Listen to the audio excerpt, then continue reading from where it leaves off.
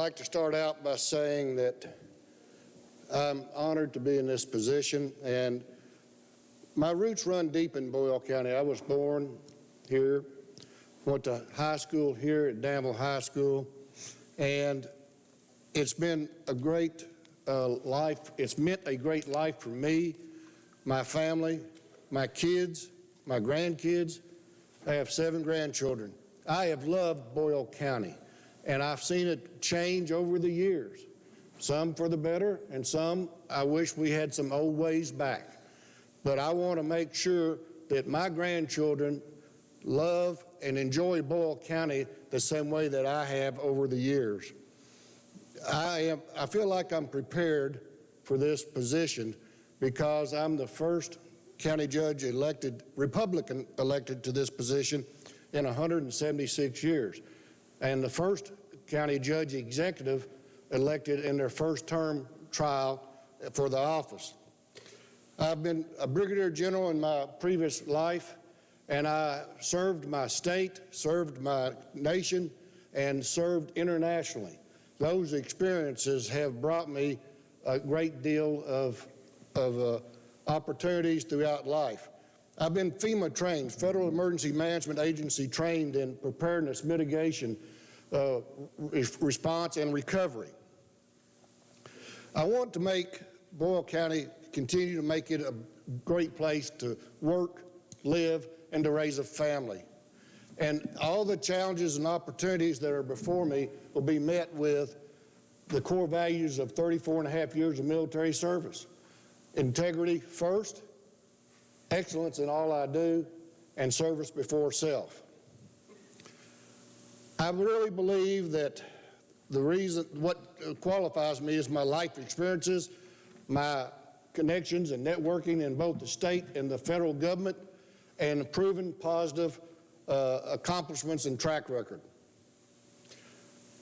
What can I bring that's different from my opponent? And that is that I was elected to my first term in office. Thank you. Thank you, Howard Hunt. Next answering will be Trilly Bottoms.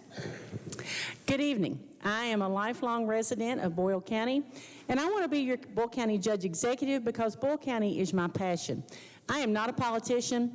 I am a public servant, and that's what makes me people-oriented. The qualifications for County Judge Executive, according to the Kentucky Constitution, is 24 years of age, a Kentucky citizen, reside in the state for 2 years, reside in the county for 1 year that you're seeking the office. So according to the Kentucky Constitution, I'm qualified. But it's more than that. I have 33 years of experience in county government. 19 of those years in the Sheriff's Department, I served as a sworn office deputy, where I was responsible for financial reports, budgeting, scheduling, and tax collections. I have been your Boyle County Clerk for 14 years and have ran 3 successful elections since being first elected in 2010. I have served as the Chief Election Officer, the Chair of the Board of Elections, the Fiscal Court Clerk for 10 years, and I've always tried to help anyone with anything that they've ever needed. So references for qualifications would exceed my time limit if I continued there. But it's not all about me. It's about you. What do you want for Boyle County?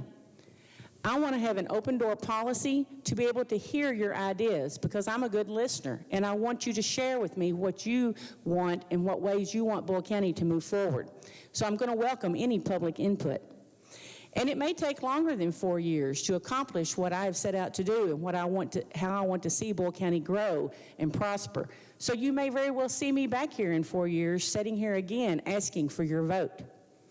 I want to bring Boyle County back to the people that I have served for 33 years and out of the politics. And along with that comes making sound decisions and not excuses. You deserve qualified people in qualified positions. Thank you. Thank you, Trilly Bottoms. You will be answering our next question first. In your opinion, please tell the 2 most important issues facing Boyle County that are not being addressed fully, and tell how you plan to address those issues if elected. All right, well, I think there's more than 2, but I'm going to narrow it down to the 2 that are requested. And the first one would be, what about the jail? Do we rebuild the jail or do we remodel the jail? In 2018, a 4-year jail study was submitted, and to my knowledge, nothing else has been done according to that. As County Judge Executive, I would propose a new supplemental study be done and appoint a task force to analyze the information from the 2018 study to now to see how far we've come or what has changed in that time period. I would also ask, do we need a new jail due to overcrowding or the age and condition of the current building?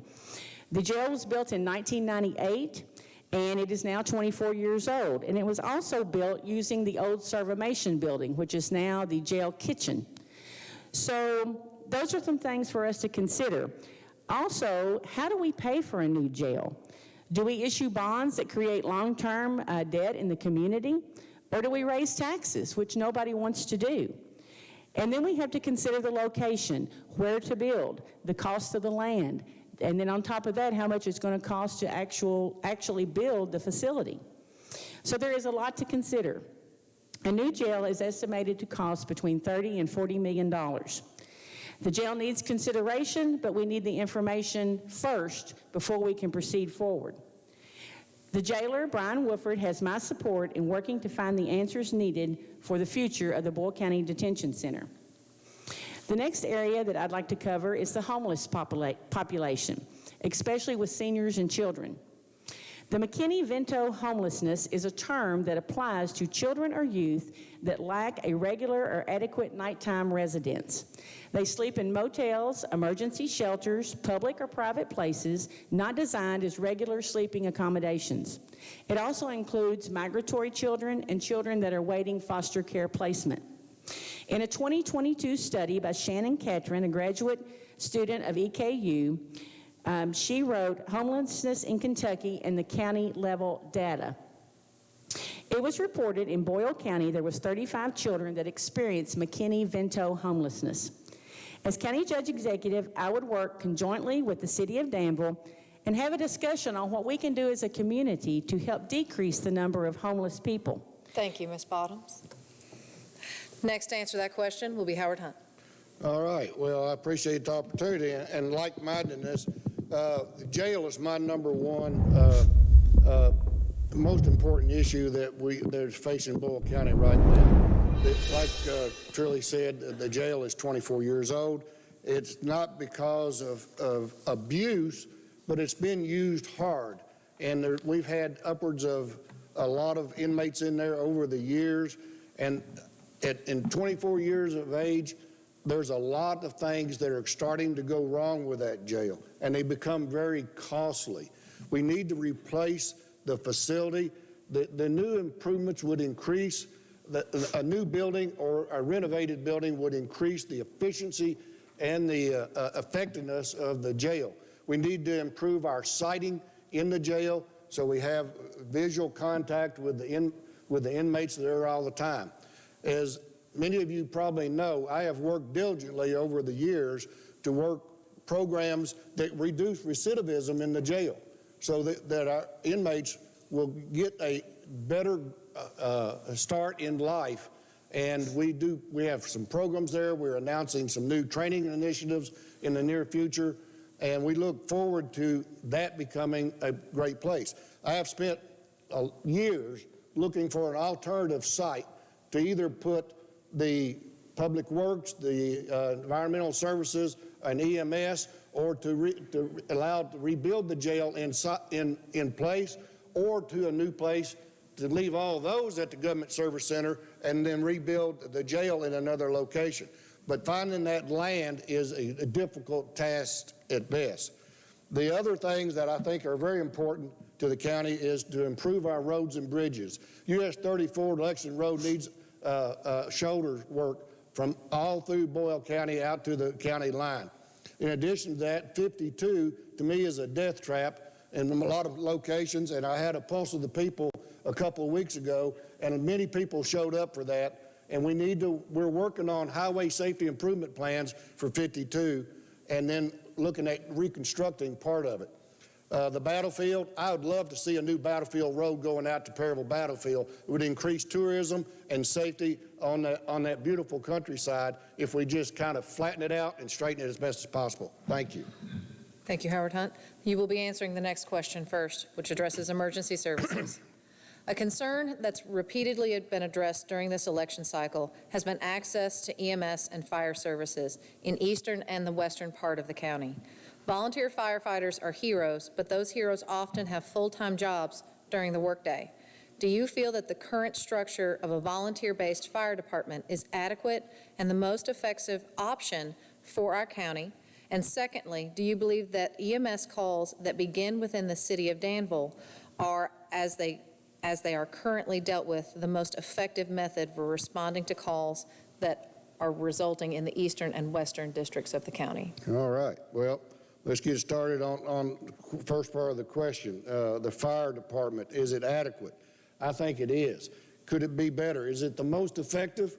Probably not the most effective, but it's probably the most financially feasible. We can't put a fire truck by every subdivision. We wish we could. I've talked with Chief Sexton on numerous occasions, and we have talked about he would love to have a full-time cadre of firefighters. And what it would take would roughly 9 to 10 people, 10 being the floater, 3 per shift for 8-hour shift to be a cadre, and then 1 would be there to supplement on sick leave and vacations. But that cadre could respond out of the main fire station on Lebanon Road and be supplemented by volunteers. There's volunteer stations throughout the county, and the fiscal court has just funded a construction development project on the newest fire station in 30 years out at North Point to allow a 5-mile radius for every responding fire station. That is a big plus to help our residents go forward. Now, EMS. EMS is on the bypass, and it has been there for the last since 1998. There have been experiments in the past with putting an ambulance in Perryville and Parksville, and those things will sometimes are not economically feasible. They'll sit there for all week and maybe have 1 call in each location. The average rate for the last 5 years of responses by EMS on the bypass is 90% in Danville, 6% in Junction City, and 3 to 4% in Perryville. Parksville and Mitchell and Forkland are even less. I really believe that we are now in discussions with the city to talk about getting access to the old fire station on Houstonville Road up on the hill by the water tower, which would allow us to forward deploy ambulance resources and shorten the time to Old Bridge and keep our resources on the bypass and giving us the response time of 15 to 11 minutes in Perryville and Forkland. I look forward to the opportunity. We are fully staffed in EMS, and 12-hour shifts have made a difference. Thank you. Thank you, Mr. Hutt. Next, answering that question addressing emergency services will be Trilly Bottoms. Okay, well, first I want to say that our volunteer firefighters are the best trained, qualified people that we have covering our volunteer fire departments. Boyle County has a robust first responders corps with paramedics on duty 24/7. And I think we should place an emphasis on supporting our first responders, first and foremost. I have a well-established relationship with the fire chief, assistant chiefs, and past and present fire board members. So if the fire department is having difficulties attaining their goals in efficiently putting out fires, and if requested as County Judge Executive, I will work with them to help create a step-by-step solution to determine their impact and to move forward from there. As far as the 911 dispatch, in my opinion, it's by far second to none. I have worked hand in hand with the dispatchers over the years that I was in the Sheriff's Department, and to this day, I have long established relationships with them. Our dispatch is now currently for all of our first responders in the county and the city, so that includes our city, county law enforcement, our fire department, and our EMS. I think one thing that we have learned, especially on the west end, was when the bridge was out in Perryville. And on that west side of the bridge, there is a highly populated residential area, and there is also Perryville Elementary School. So the concern became response time for EMS and fire department, should there be an emergency on that side of the bridge, and also an alternate route in order to be able to reach those people that are having the emergency once that emergency was toned out for first responders. So those are some things to consider, and those are some things to think about as far as our EMS and having another station on the west side would go. As County Judge Executive, though, let's have a discussion to see if it's cost prohibitive to have a separate county station, what would be involved in that, and how much it would cost to do that. Right now, I am satisfied with our central dispatch, and I know that we have certified, trustworthy, hardworking paramedics that perform in any emergency situation to the best of their ability. On the east side, I would say that the response time is a little faster due to EMS headquarters being there on the bypass than going to the west side, especially in the Forkland area. But I know that issues do exist on the east side. And one thing that I was told here recently. Ms. Bottoms. You will go first on our next question, which addresses Parks and Recreation in the county.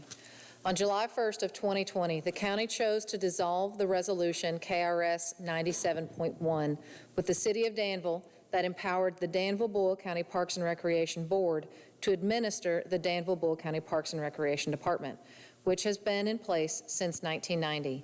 Parks and Recreation was added as a new department with the City of Danville, and the county pays an annual stipend to assist with departmental costs.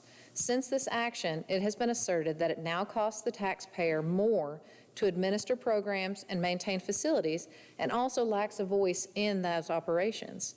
Would you consider reestablishing the previous board for administering to Parks and Recreation Department? Please explain your rationale. Okay, well, I remember when the park was built.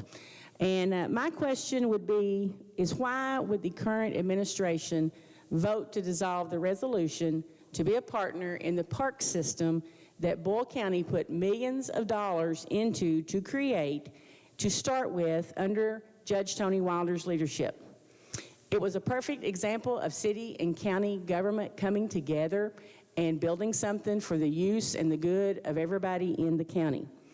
And now the county has no control, they have no say, they have no representation, but we still pay a stipend to assist with department cost. So as County Judge Executive, I would request appointees to be back on the board, on the Parks and Recreation Board. I would also hope that would give county representation, a say in all the business dealings that go on between the Parks and Recreation Board. And it would also recreate the city-county joint venture that was created in 1998, I believe. Well, actually 1990. The resolution's been in place since 1990, so I'm wondering why 2 years ago we would retreat from our county responsibilities that we helped to build for all of Boyle County. I am much in favor of having representation on the Danville-Boyle County Parks and Recreation Board and look forward to gaining our seat back there. Thank you. Thank you, Trilly Bottoms. Next answering that question will be Howard Hunt. Well, the resolution of the resolution did happen, and the reason it happened was because the city and the county had difference of opinions on how to approach the Parks and Recreation Department forward. They had a vision, and they had a consultant, and they had plans for the Parks and Rec Board that, in the estimation of several on the court, that it would be very costly, potentially, to county government to participate at a equal partnership level. So we discussed some agreement terms to go into this where the city manages, because that's kind of in their wheelhouse better. What city doesn't manage the Parks and Rec in Louisville or Fayette County or anywhere else? They do everywhere there is those entities. Well, we did not want to give up ownership to Millennium Park. It's a 50-50 investment, and in doing so, we knew that stipend, as it's been referred to, that has been paid for years and years and years to make Millennium Park the gym that it is and has become. With the board dissolution, And those people that were on the board could roll over and be on what is called the advisory council to advise the parks director, which I sat on the interview board in selection for that position as a county representative. So the county has been participating in Parks and Rec. Would you consider reestablishing the previous board? I believe we need to give this opportunity a chance to succeed. Actually, I don't know how the statement is made that the cost has gone up, because programming has increased, and not one court member, one magistrate has brought to my attention, nor any other resident of the county has brought it to my attention, there are increased costs associated with the Parks and Rec access by the public. So I am content to give it a try and let the advisory council advise on those issues that have come before the city. Thank you. Thank you, Mr. Hunt. Our next question will address the Boyle County Jail and will be answered first by Howard Hunt. Several members of the community have mentioned that prior to COVID, the county was looking into the current jail facility for ways to improve. If elected, would you first please address your vision for the current detention facility? And secondly, would you be in favor of allowing correctional officers to qualify for hazard pay, similar to police officers, to make for a more competitive method of recruitment of these critical positions? Well, let me start out with one. Please share your vision for the current local jail detention facility. Like I said earlier in a statement, it has been utilized to its max extent. It needs refurbishment. It needs a lot of replacements. And we need to increase the efficiency and the effectiveness of the jail. There's so many things that a study that the court before me ordered, and the McKinney court ordered, and it showed that we need a lot of work at the jail. The jail replacement is an expensive proposition, and I don't and will not want to raise taxes to make that a happening. So I want to go out to the federal government, the state government, and even maybe consider a bond that is non-taxing bond to create a new facility. Now, that could be through retrograde on site. It could also be a brand new building at a different location. Many industry people have said that a new construction actually will be cheaper because of the problems that we can encounter in demolition and rebuilding on site. But I've got to be able to take a full utilization of all of that government service center area, either for the balance of the county road department and the environmental services and EMS, and move the jail somewhere else. But finding that location, finding that property, has been something I've been working on for 3.5 years, and it's not come and fallen in my lap. The land out there is expensive, and I have to be a good steward of the people's money and get the best deal that we can get. If anybody knows some land where I can put a new jail, come talk to me. I'm open for it anytime. A second part, would you be in favor of the competitive nature of hazardous pay for corrections officers? Yes, absolutely, I would be in favor of it. But the proposition of converting in place to our current workforce is an extremely cost-prohibitive proposition. But would I consider moving forward with new hires that would allow them the opportunity to be classified as hazardous duty? Yes. Thank you. Thank you, Howard Hunt. Next answering that question will be Trilly Bottoms. Okay, so I covered the Boyle County Jail and one of the main issues facing Boyle County in a previous question. But to reiterate, I would propose a supplemental jail study to see where we were 4 years ago and where we are today and determine if a new jail is feasible. 1, we do need a jail. 2, the cost is lots and lots of money. So what we want and what we can pay for are two different things, and that's something that we will have to consider moving forward. But I'm all about having a discussion and looking at the data. Nothing happens if you don't at least start the conversation. And I have spoken with Jailer Brian Wolford. already and look forward to more in-depth discussions with him concerning the future of the Boyle County Detention Center. As far as hazardous duty pay, I'm also open to having a discussion concerning hazardous duty pay for the jail employees. The current starting salary is $15 an hour. In 6 months, that goes up 5% once they're there for 6 months, 6 months. The jailer desires to increase the starting pay to $18 an hour for competitive salary based on surrounding counties. There are 41 approved employees, 32 current employees, and 9 vacancies at the jail right now. So to compare the contribution rates between non-hazardous and hazardous, the non-hazardous rate is 26.95%, and the hazardous rate is 44.33%. So you can see that is quite a big jump between the percentages there. In the current jail budget, the hazardous duty would increase the budget over $300,000. If the $18 an hour approved salary is approved, then that would add another $260-something thousand, and then you add another $116,000 for hazardous retirement, so you're up to over $670,000 in salaries for 41 employees. That is a chunk of change. And now the county is over the $30,000 population level since the last census. So we cannot ever increase our occupational tax or our net profit tax. So there's no extra money to draw from there.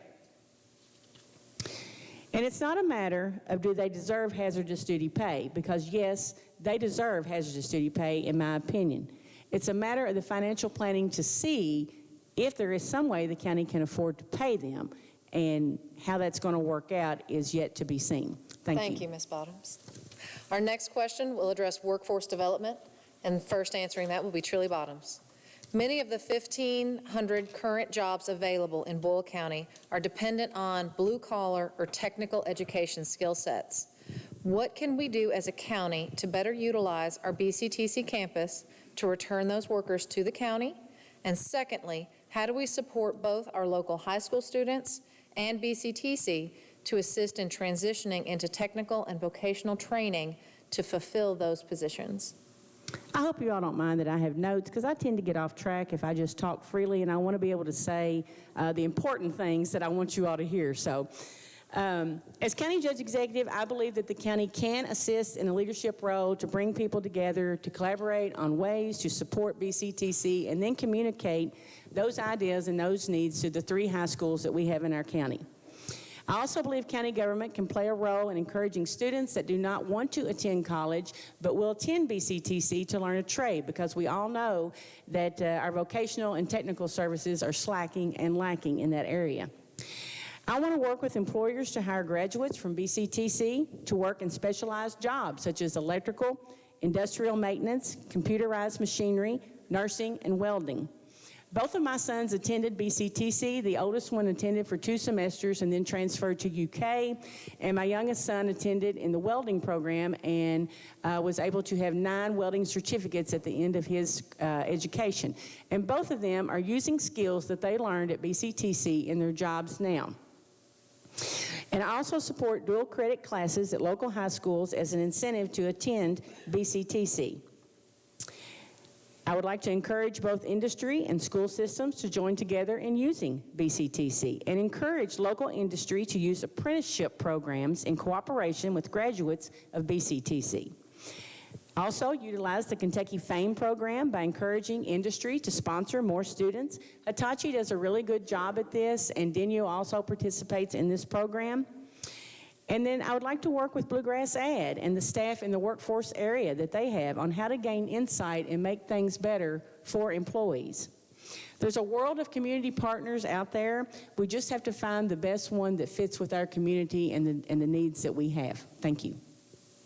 Thank you, Trilly Bottoms. Next answering that question will be Howard Hunt. Well, I think some of the ways we can better utilize our BCTC campus here, who I am very well connected to, Dr. Akapo and Dr. Aaron Tipton and James Nayland are folks that I work with frequently and constantly to help improve BCTC's outreach to the area, into Boyle County. The fiscal court and I have staked our commitment to BCTC with some funding that helped approve their advanced manufacturing facility. The important things is to improve access to the public and to the students.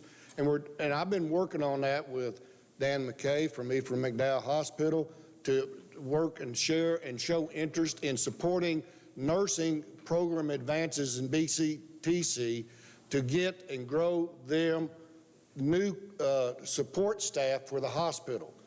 And we've talked about how we can do that.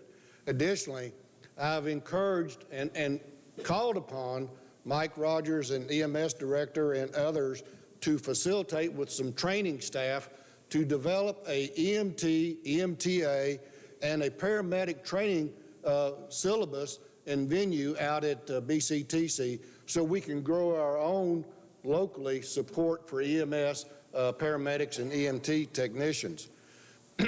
Later this week, I'll be announcing with Shepherd's House an initiative between the Shepherd's House and BCTC and our detention center that will bring training opportunities to work release status inmates and job opportunities that the state government will pay a large portion of their initial salary earnings capacity to help them be better trained in skilled techniques. The schools, I've already been talking with the schools to increase dual credit opportunities moving forward, and the jail to increase those opportunities, which you'll hear more about later this week. And thank you so much. Thank you, Howard Hunt. Next, answering that question regarding workforce development will be Trilly Bottoms. Apologize. Sorry. Forgive me. Our next question is going to address countywide alcohol sales and will be answered first by Howard Hunt. Junction City, Perryville, and Danville have already voted to allow for alcohol sales in their cities. Many areas of the county, including already established marinas, restaurants, and convenience stores, are losing business to neighboring counties and even neighbors within their own county due to the inability to sell alcohol. With the potential for further economic development in those areas of the county, within those boundaries, would you support countywide alcohol sales? Please explain your position. I've thought about this a lot, and I hate for anybody to be disadvantaged. You know, I can remember a day when we had blue laws and there wasn't any alcohol sales at all in Boyle County when it was dry. Has alcohol in itself brought new development and economics to the county? Probably. Is it the right thing that we've done in the past? History will judge that. But that being the case, where we already have Perryville and Junction City and Danville with alcohol sales, I feel like we should not disadvantage people that do not live in those city limits and those confines within the county. So I would support a countywide referendum to let the people vote and decide if they want to extend alcohol sales countywide. Thank you, Howard Hunt. Next, answering that question regarding countywide alcohol sales will be Trilly Bottoms. Okay, so our 3 cities have existing good commercial bases for alcohol sales. In 15 minutes or less, from anywhere in the county, you can be somewhere to have a beer and a burger. As county clerk, I know that a countywide petition was circulated a couple of years ago and did not receive the qualified number of signatures, so therefore it did not go to the ballot for a vote. And part of that had to do with the COVID pandemic. But as county judge executive, if a petition was given to me by the county clerk and the validity of the petition was approved, then I would submit the order to have the question put on the ballot. And while the county judge is responsible for implementing and administering the license, the state is responsible for the number of licenses that are available in the county. So even if it passed with a yes vote, the state would still decide on how many restaurants in the county could serve alcohol with alcohol license. So I say this, I say put it on the ballot, put it up for a vote. If the yes votes win, then I'm going to issue the license. Thank you. Thank you, Trilly Bottoms. Our next question will address large-scale solar farms and will be answered first by Trilly Bottoms. Large-scale solar farms proposed on agricultural land is an issue currently at hand in Boyle County. Many counties, including Boyle, have placed moratoriums on such developments while they review the long-term impacts of such developments. What is your current position on solar farms for agricultural land and why? Well, I think a lot more research is going to have to be done before I'm comfortable with saying that I approve or disapprove large-scale solar farms. We know that solar and wind are the sources of electricity that are on the rise, but are we comfortable not knowing the consequences and the outcomes of solar farms and how they affect our land and our community? I can only find one memorandum of land lease and solar easement in my office currently, and that is with Geronimo Solar Energy, LLC. But in that easement, there are no regards to lease payments or obligations, and I want to know, how cost-effective is or are these solar farms in relation to our normal, typical farming operations, such as cattle, hay, soybeans, etc.? There's also no explanation of what happens to the land after the lease is over. So what long-term effects are we going to have in Boyle County? And how is it going to affect our land use and our scenery? Do we want large-scale solar farms all up and down Parable Road to look at as we travel between Danville and Parable, or out 34 or out 52? It's just some things to consider. And how is it going to affect the second generation, my grandchildren, your grandchildren, and future generations to come? As County Judge Executive, I would appoint a task force to study the long-term effects of large-scale solar farms. I would also like in that to seek preservation of land, but also enhancements if approved by experts in the field. I would also like to hold solar companies to contractual obligations as far as the preservation of the land and returning the land back to its original use. So I think a lot more research needs to be done before I could fully support solar farms on a large scale. Thank you. Thank you, Trilly Bottoms. Next, answering that question regarding large-scale solar farms will be Howard Hunt. Thank you. I do know quite a bit about large-scale, merchant-scale solar farms here in Kentucky. I'm probably one of the few people in the county of the farm, the family farm, that has had a solar lease. I do not any longer have a solar lease because of moratoriums, both here and on a national level. Solar farms have a place, and we have to determine what that place is. They will supply electrical generation for the future, and they won't be on every block or every corner acre of farmland in the county, because one of the key elements to a solar facility is its ability to connect to the grid and to the internet. So you'll have to have a station close by or in near proximity for the solar farm to share its generation capacity with the grid. It's called in Kentucky the Electric Generation and Transmission Siting Board under the Public Service Commission. They have a long list of rules and regulations that have to be met before they will approve a solar siting facility. Now, when I mentioned about a moratorium, PJM is the Pennsylvania, New Jersey, Maryland consortium that coordinates 13 state solar generation activity.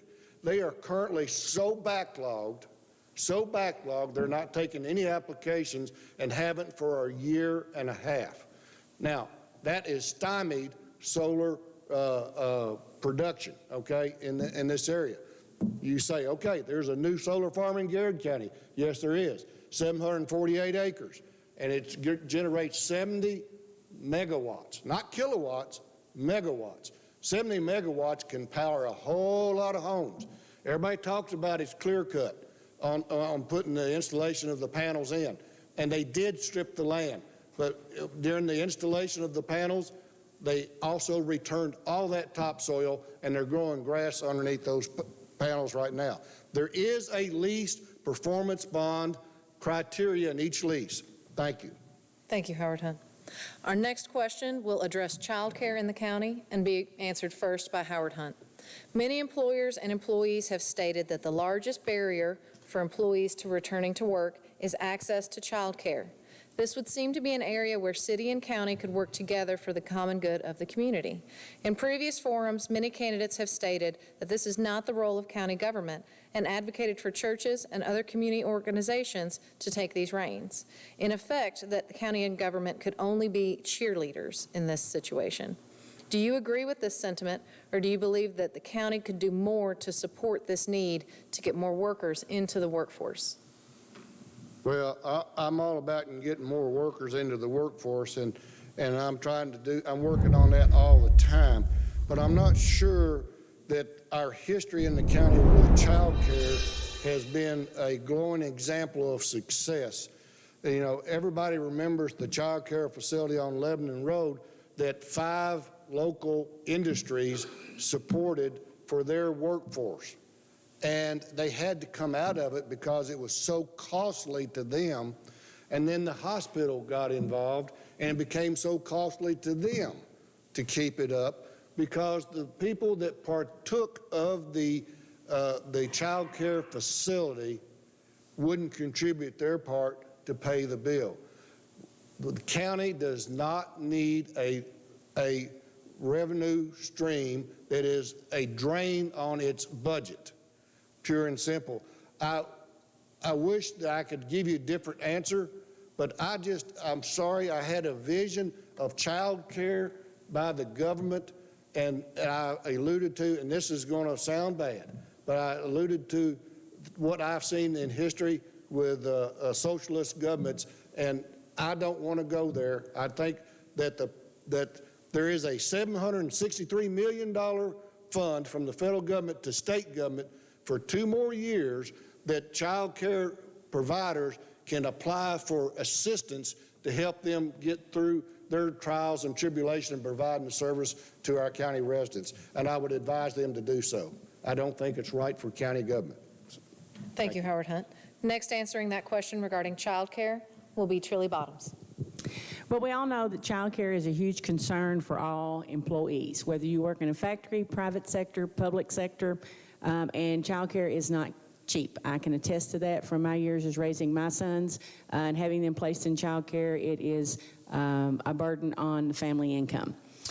As Howard said, we did have a previous child care facility, John Hill Bailey, and then it was taken over by Ephraim McDowell Regional Medical Center, and then it was eventually closed due to lack of funding. So we've been there and done that. I think for the county government to participate, it would have to be for a nonprofit or public entity in getting the funds. We can, however, as county government, encourage local industries to provide child care for their employees. Maybe even build daycare centers in their factories, which would fall under state regulations and guidelines. I'm not sure that county government could do much more than that. It's some things we just have to make decisions as we go along and as it's presented to us. It's a tough question, and it's one that doesn't have a good answer. Thank you. Thank you, Trilly Bottoms. This was our last question for our debates for County Judge Executive. Each candidate will have 2 minutes to give a closing statement. Trilly Bottoms, you will go first. Okay, I want to thank everyone for being here tonight and taking time out of your busy schedule to come out and to listen and to support the candidates as we give you what we think is our ideas to move Boyle County in a good direction and move it forward. I want to thank the chamber, Jeff Jewell, the moderator, the sign ladies, everyone that's involved in putting this together. As your county judge executive, I want to provide the level of services that you expect and that you want in the most cost-efficient manner possible. My motto is experience, dedication, and trust. I'm the most experienced candidate and have dedicated my entire career to serving you, the people of Boyle County. You know me.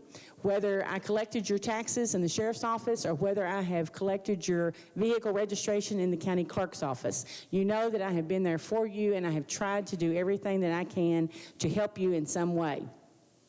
And it didn't matter how you were registered either, because we run the county clerk's office as a nonpartisan office.